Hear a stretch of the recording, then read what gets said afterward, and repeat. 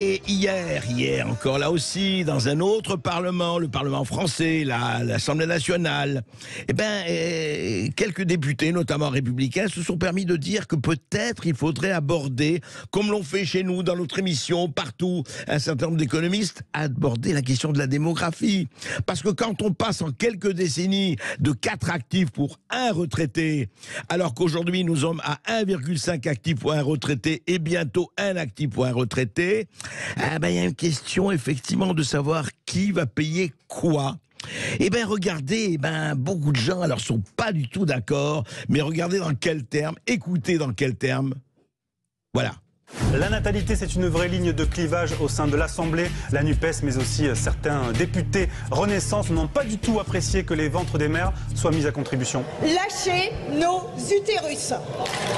Nos ventres ne sont pas la variable d'ajustement de votre réforme des retraites. Il y a un problème, c'est les femmes. Les femmes ne sont qu'un utérus. Les femmes sont là pour régler le problème de la société. Au travers de quoi?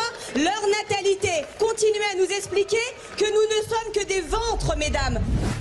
Voilà, vous avez entendu successivement, évidemment, Sandrine Rousseau, lâchez nos utérus. Vous voyez, c'est le nouveau slogan, après touche pas à mon pote de SOS Racisme. Voici, lâchez nos utérus, et Prisca, alors, Sandrine Rousseau de la NUPES, et Prisca Deveno de LREM, de Renaissance. Oui, les femmes, le ventre des femmes. Écoutez, 2 choses. D'abord, on aurait aimé qu'elles aient un peu plus d'indignation pour le trafic de ventre des femmes qui se passe en Inde ou ailleurs, avec la gestation pour autrui, la fameuse GPA, où on ne craint pas d'utiliser le ventre des femmes comme les ouvriers d'usine utilisent leurs bras. Là, on n'entend pas beaucoup de protestations de ce côté. Ça les gêne pas quand c'est dans d'autres pays que le leur.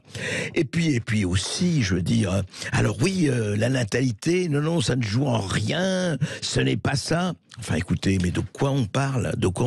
Est-ce qu'aujourd'hui, on n'a plus le droit de parler de la natalité dans une discussion politique? Parce que la natalité fait partie de quoi? Du woke, de la cancel culture? C'est un territoire protégé, c'est un territoire vierge? C'est le cas de le dire. Non, mais on parle de quoi? Écoutez, mesdames, et ce n'est pas une question d'hommes et de femmes, je vous signale quand même, jusqu'à présent, bien sûr, ça se fait de moins en moins, mais un enfant, ça se fait à 2, c'est un homme et une femme. Ou alors, effectivement, vous êtes totalement pour la chimie et la procréation, je veux bien. Enfin, de quoi vous parlez?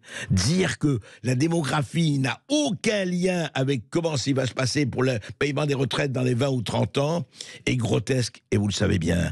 Alors, arrêtez, au lieu de, vous savez quoi, lâcher nos utérus, je vous assure, on les lâche, mais lâchez aussi vos cantons de bêtises. Ce sera une très bonne chose pour tout le monde.